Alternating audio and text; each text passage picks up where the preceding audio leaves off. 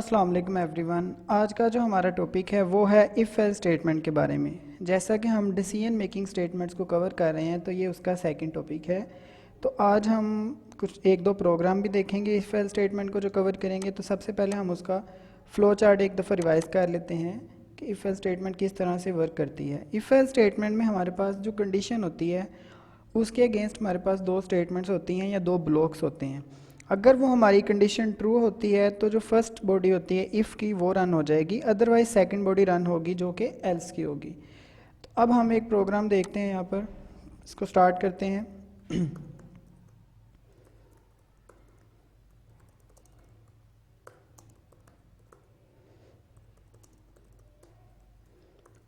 यहाँ पर हम जो प्रोग्राम बनाएंगे वो इस तरह से होगा। हम यूज़र से एक वैल्यू लेंगे और उस यूज़र को बताएंगे कि उसने जो वैल्यू एंटर की है वो इवन है या ऑड है। तो उसके लिए हमें एक नंबर की ज़रूरत पड़ेगी, तो हम एक वेरिएबल डिक्लेयर करवा लेते हैं इंटीजर नंबर। अब हम यूज़र को मैसेज प्रिंट करवाएंगे enter the number and I will tell you if it's even और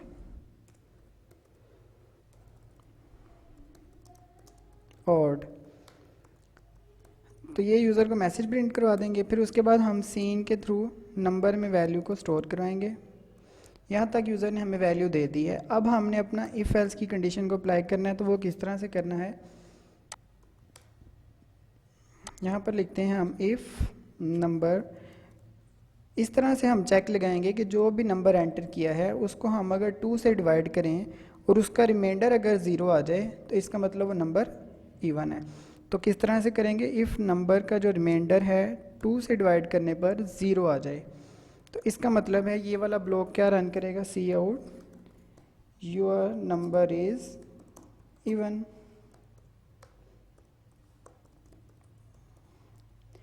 अगर हमारा नंबर इवन नहीं होता तो ऑफ कोर्स वो क्या होगा, ऑड। तो हम एल्स का ब्लॉक बनाएंगे।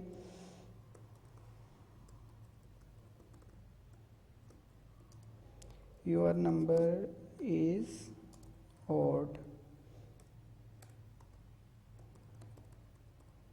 ये हमारा एल्स का ब्लॉक बन गया। उसके बाद रिटर्न 0। तो ये हमारा एक प्रोग्राम, इसको रन करके देखते हैं।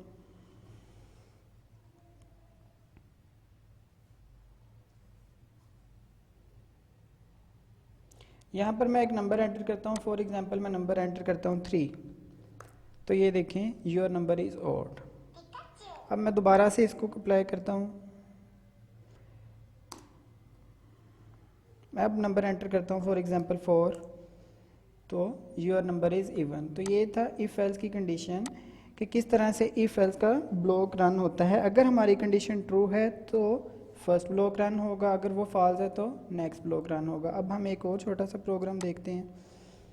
उसमें हम क्या करेंगे, यूज़र से दो नंबर लेंगे, इंटीजर नंबर, या फिर इस तरह से लिख लेते हैं वैल्यू 1 या वैल्यू 2। ये हमने दो नंबर ले लिए। अब हम यूज़र से कहेंगे एंटर द वैल्यू 1 और उसके बाद सी इन करवा लेंगे उस वैल्यू को। ये हमारे पास वैल्यू 1 आ गई। सी आउट एंटर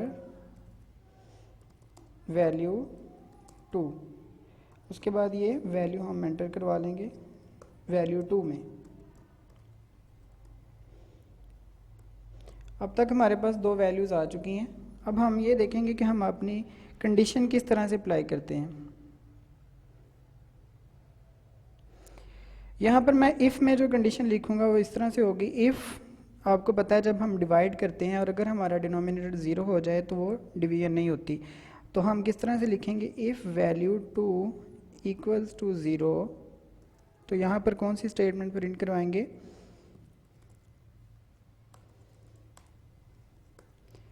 सी आउट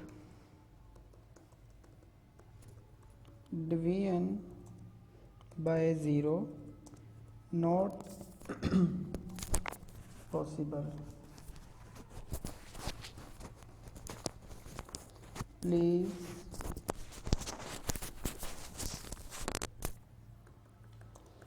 एंटर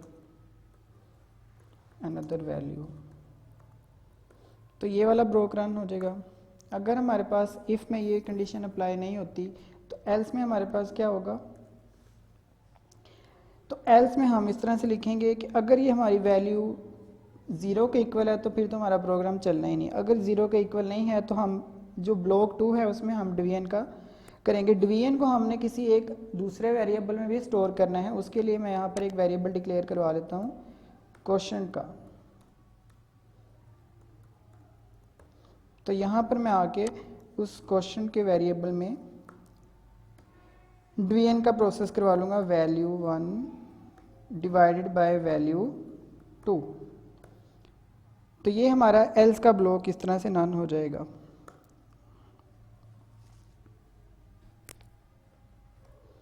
अब हम जो हमारा आंसर है उसको सी आउट करवा लेंगे। Cout the answer after the division is ये।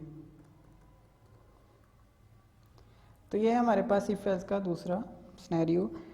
इसमें किस तरह से हमने देखा कि दो नंबर एंटर होंगे। अगर हमारा नीचे वाला नंबर यानी कि डिनोमिनेटर 0 के इक्वल है फिर तो हमारा प्रोग्राम रन नहीं होगा और हमारा मैसेज प्रिंट हो जाएगा division by 0 is not possible so enter another value. अगर हमारा 0 नहीं है तो क्या करेगा वो, डिवीजन का प्रोसेस इस तरह से रन हो जाएगा, मतलब वैल्यू 1 को डिवाइड कर देंगे वैल्यू 2 से। हम इसको रन करके देखते हैं।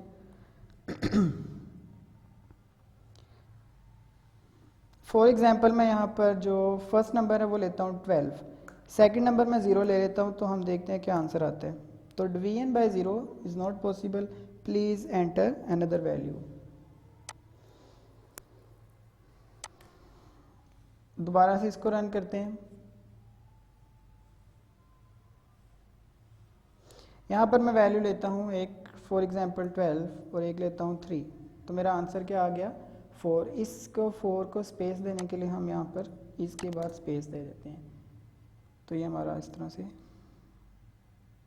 स्पेस आ जाएगी। चेक कर लेते हैं। तो ये थी हमारी इफ़ एल्स की स्टेटमेंट, जो हमने देखा कि इफ़ एल्स किस तरह से वर्क करता है। अगर उसका एक ब्लॉक ट्रू हो जाए तो वो वाला ब्लॉक रन होता है, अदरवाइज सेकंड ब्लॉक रन होगा। तो नेक्स्ट ट्यूटोरियल्स में हम देखेंगे नेस्टेड इफ़ को। तब तक के लिए अल्लाह हाफिज़।